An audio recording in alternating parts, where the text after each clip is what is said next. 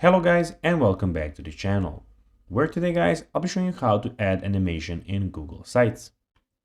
Now guys, the first thing that you actually need to do is go on Google and type Google Sites and click on the first link that pops out, or go to sites.google.com and you'll be greeted by a website like this.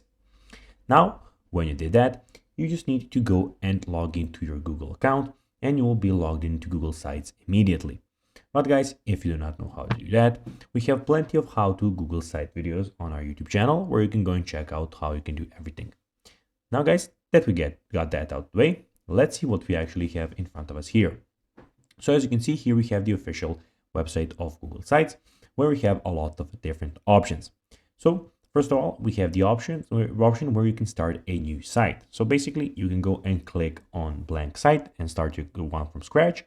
Or guys, you can go and see some other options you can get. So family update, portfolio, event, help center, or project. So basically you can go and click on one of those.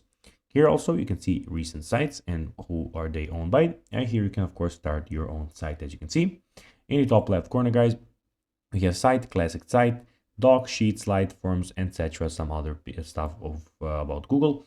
And in top right corner we have everything about your Google, where you can go of course and log out if you want. Now guys, let's see how you can actually go and add an animation in Google Sites. Well, it's pretty simple. You have to have your animation ready and upload it to your Google Drive.